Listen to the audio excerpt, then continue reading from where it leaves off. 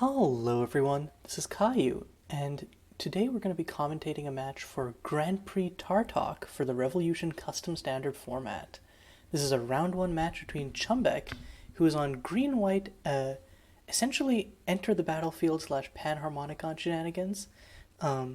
It runs 4 copies of a creature that essentially panharmonicons, and another 4 copies of a different creature that triggers your creature's ETB abilities when they attack.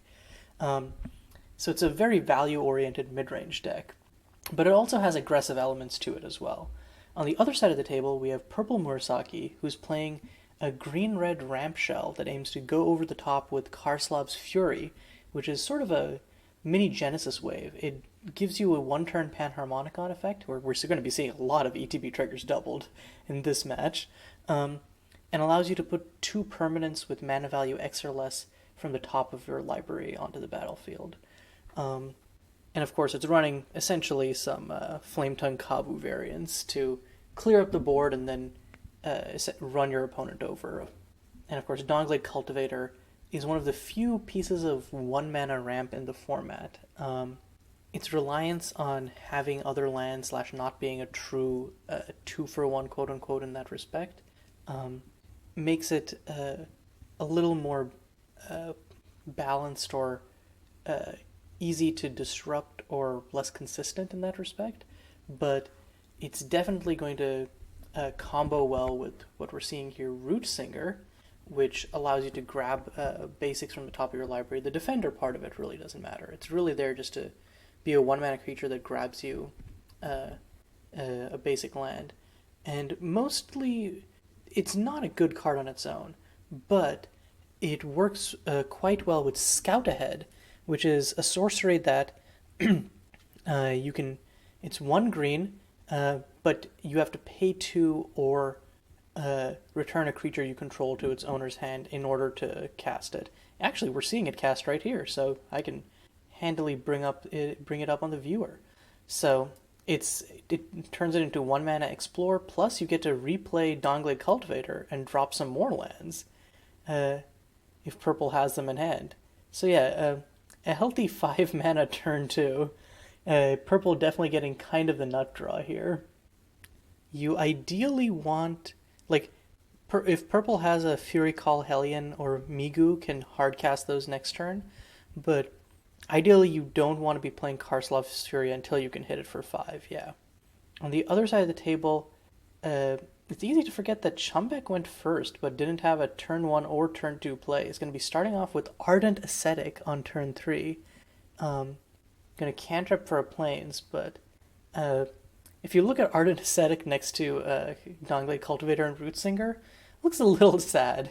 A very similar purpose in terms of it cantrips, and it allows you to ramp out your lands, but the Dawnglade Rootsinger Scout Ahead package is definitely putting in better work for purple on the other side of the table. Okay, it looks like purple is going to be playing out Hiroshi, Blade of the Old Ways. Okay, this is another part of the bounce package with Rootsinger and Dawnglade Cultivator. So it does have flash, but in this case, purple's just going to be like, okay, I'm just going to play this out +1, take back the Rootsinger, cantrip it, and you can just start looping the Dawnglade and the Rootsinger, essentially. And yeah, Chumbeque's slow start is, purple is having an insanely fast start, but it can certainly be mitigated if Chumbeque was offering more pressure. And I think the problem is Chumbeque is playing a very grindy mid-range deck into a matchup that just goes over the top of everything that he's trying to do. And he has there's Crafty Informant, which is a Savannah lines with upside. So you can put together some aggressive curves, but Chumbeque kept a hand with where the earliest play was turn 3, and I think that's going to come back to bite him right here. Okay, does drop the turn 4 Hergarv. This is the Panharmonicon creature right here. But doesn't have the ability to play anything else? Could have another land. If Chumbeque has another untapped white source plus Crafty Informant in hand, could play that, double the trigger, and potentially lock purple out of playing some cards, but no, okay, it's just going to swing in with the Ardent Ascetic. No, okay, isn't even gonna do that. Yeah, Chumbeque is just like again, almost anything would look slow in the face of Purple's start, but Chumbeque's providing some extra hard contrast in that regard. Okay, Purple's gonna run out an Ardent Ascetic of their own, and really the trick is Purple just gums up the board so much at this point where it's like Chumbeque can't really swing into the Orochi. And again, Purple can now bounce Ardent Ascetic and then do this again. And since it finds any permanent card, is just going to be grabbing that Migu. And if Chumbeque can't answer the Orochi, it just starts bouncing the Migu and then eliminating Chumbeque's entire board. Interesting that Purple bounced the Root Singer instead of the Ardent Ascetic there. Maybe they have, maybe they want to play another Ardent Ascetic off of this and expand their board even further. Depends on what they have in hand, but no, okay, just another Scout Ahead. And thanks to the Scout Ahead plus Ardent Ascetic, gets to drop a lot more lands here and replay that Root Singer. And we're getting even more lands. It's going to play Flourish and Calamity, which gives, again, Purple another option for outletting this mana. I'm not sure what Chumbeque can have up their sleeve here in order to mitigate this. The codename Viridian taxing would be kind of nice if it weren't for the fact that Purple has already played out all the non-creature spells they need. And even through the double tax of Viridian, Flourish and Calamity can be cast from graveyard because it's 7 mana, but Purple has a monstrous 10 lands. Okay, swings out, chumps the Hergarv with Dawnglade Cultivator, and then blocks Viridian with Ardent Ascetic. I guess the thought is I'm really not going to need the Dawnglade Cultivator anymore. I've got all the land plays I need from Ardent Ascetic plus my existing 10 lands. So, and tapping everything. Yeah, that's going to be a Karslav's Fury. So, I'm going to look at the top 8 cards of their library, and again, none of their permanents cost more than 8. So this is just going to be get 2 permanents from the top 8 cards of their library. Oh, X equals 9. Oh, they played another land this turn. Yeah, okay, never mind. And I think that, yeah, this makes sense because, again, if they hit a Fury Call Hellion. Again, remember, triggers are doubled. So, gets to double Fury Call here, which presumably is just going to kill, like, Hergarv, Viridian. Or wait, actually, it costs 2 more because of Viridian. So, Purple should only have looked at the top 7 cards of their library. No, wait, not even that. 1, 2, 3, 4, 5, 6, 7, 8, 9, 10, 11. Yeah. Yeah, that's going to be a Judge Call. Whoops. Okay, so after a lengthy Judge Call, we've rolled back to before Purple cast the Karslav's Fury, and wisely, Purple is instead going to play Migu. I think it's probably just going to Migu and kill Viridian before going into something else. That is presumably what's going to happen. Oh no, it's going to kill Hergarv. Okay. I mean, that's also fair. Hergarv is a powerful engine in its own right. Okay, +1ing Orochi.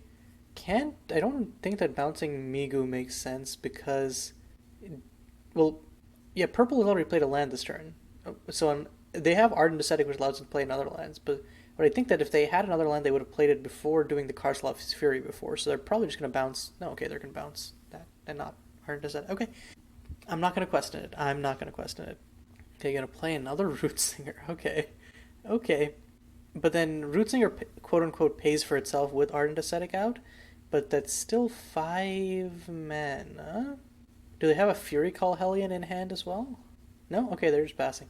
Again, I don't really think there's a way that Purple could lose the game from here. The only removal that Chumbeque has is Starlit Exit, and I don't think that... Is it non-land permanents or creatures? I believe it's creatures, but let's check. Yeah, it's exile target creature. So, and I think that in order to win, Chumbeque has to remove every Orochi, and then somehow deck Purple, while like gaining a bunch of life off Viridian and other cards, so that Purple can't just burn them out. But even that doesn't really work. it's more of a suggestion. But like, if Chumbeque can somehow gum up the board, they can win. But I think Hiroshi is just too powerful of an engine with like how the game is shaking out right now. It's your favorite, Migu's back again, baby. Yep, this time is actually going to kill Viridian. And I don't think casting Karslov's Fury for 4 makes sense. You need at least 5. Okay, in response, the only thing that Chumbeque has at instant speed is Starlit Exit, right? Yeah, it's paying 4 mana. Okay, so in response to the ETB is going to exile Migu. That buys some time for Chumbeque, for sure. But Hiroshi is just ticking up to the point where it's basically unkillable, and still has enough mana to cast a Fury Call Hellion, which I'm assuming they drew this turn because otherwise they would have just played it last turn, and is going to destroy the Carcinel. Interesting. I would have thought that you just kill the Ardent Ascetic. I guess that cuts them off double white, but does that really matter? I guess the double white matters because it means that Chumbeque can't cast Real. Or Archangel of Kindling, so it cuts off 8 cards in Chumbeque's deck. That's reasonable at that point. Then it's going to -2. Okay, yeah, and I can still kill the Ardent Ascetic by -2ing Hiroshi on the Fury Call Hellion, and swings in for a meager 1. We're going to get there. We're going to finish this game 1 at some point, I swear. Again, I really feel like this is a game where if you're Chumbeque, you just concede here, but maybe there's something I'm not seeing.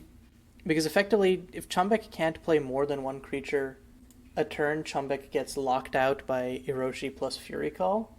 And even if Chumbeque manages to resolve more creatures, what is the... Like, Chumbeque doesn't have any, like, Chupacabras or whatever, so... Like, I know the common wisdom in Magic is, like, play to your outs, but play to your outs does not mean play it out. If you don't have an out, scoop and go to game 2, homie. Okay, purple's gonna swing out with Ardent Ascetic plus Fury Call. Oh, looks like the second white source was what Chumbeque needed. Is going to have an Archangel of Rekindling. That's the only 4 mana flash thing here. See, up here comes Archangel of Rekindling. Exiling Fury Call Hellion. Very interesting choice to fast flicker your opponent's creature with a good ETB, but maybe Chumbeque has some way of... I think it's just sort of like, don't let Hiroshi flicker it this turn. Okay, main 2, purple just going to be replaying these Root Singers.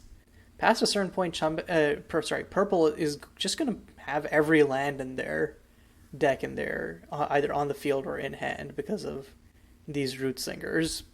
Okay, and this time purple is going to play the Karslov's Fury for real. We're going to get a doubled Fury Call Hellion and a doubled Ardent Ascetic. So probably kill Archangel, hit Chumbeque in the face. Ardent Ascetic grabs even more. Again, this game is over. Unless there are significant developments, I think I'm just going to hold off on saying anything until we get to game 2. Other than, wow, Purplemurasaki's deck is really cool and really powerful with its synergy.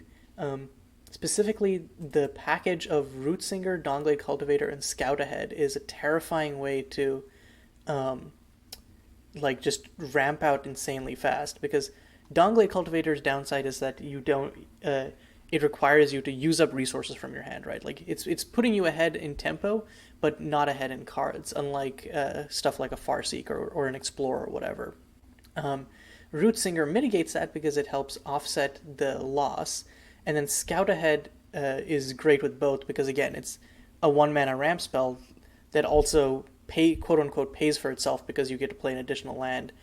And usually that 1 mana won't matter because, oh, okay, you don't have another 1 mana spell. Well, if you've just bounced a 1 mana creature, yeah, you do. Okay, Crafty Informant, again, I don't think combat damage is the worry here. God, yeah, and purple has 2 more Hiroshis, Fury Call, Migu. This, again, I'm not sure why Chumbeque hasn't conceded here. It might just be to let purple have the satisfaction of playing it out, but yeah, I don't know what possible out Chumbeque can play to. Yeah, and finally Chumbeque's realizing it and is gonna concede that game. Going into game 2, let's look at what these players can bring in from the sideboard. For Chumbeque, I think you might bring in your 3 Banish to the Ices so that at the very least, because Purple's deck is very strong, but its weakness is that it really only has like 6 true win cons. Like, okay, Flourish and Calamity actually is a win, is 4 more, so that's fine. But Flourish and Calamity is just sort of a big body, and Chumbeque can trade off with that. If you can remove the Fury Call and Migu's, you can really hamper Purple's ability to actually like loop and go off. So 3 Banish the Ice, I think you bring that in for free. I could also see bringing in Veil Touch Soulbinders to try and go under, but that's a little more risky, and I don't know that that's the right play. But my gut is, again, you want to be the beatdown at this matchup. On Purple's side, I don't know that there's anything like specific. I could see At the Walls being brought in just because Chumbeque's deck is like Chumbeque has 4 instants and the rest are creatures, so like having a wipe obviously can help out. But yeah, I don't know. Chumbeque's sideboard, Purple's sideboard is basically just like a good card tribal with the Ulfarls and Merciless Shield Breakers, so I don't think that this is a matchup where you bring those in because you go over the top naturally, but it depends on their reasoning. Okay, Purple gonna start off with a similar Dawnglade Cultivator start. Hopefully for Chumbeque they don't have the same Rootsinger plus Scout Ahead package. Meanwhile, Chumbeque's just gonna play a humble Elvish Visionary, but in white. Oop, I may have jinxed it. Purple does have the Rootsinger right here. Grabs another Forest, may be locked off red mana, though I think by the point you're casting stuff that requires red mana, you're going to have it, is my intuition. But, oh no, and it has a second spell. And it is the Scout Ahead. Literally the exact same start as last time. But this time is bouncing the Rootsinger, interestingly enough. I'm actually surprised by that. I feel like you'd want to bounce the Dawnglade so you could get an extra land to play, but maybe that's just wrong. Actually, how does Purple have 4 mana? Am I crazy? Oh no, they have their land drop for this turn because the second forest is from Dawnglade, yeah. Ooh, okay. Chumbeque, though, gonna land the codename Viridian, and this is gonna make it harder because again, last time we saw a very similar curve from Purple, but they curved out with Hiroshi on turn 3. They won't be able to Hiroshi and then immediately replay Rootsinger in that case. Anyways, Chumbeque trades off the Silver Rose with the Dawnglade. But a turn 3 Fury Call Hellion. Still gonna be backbreaking.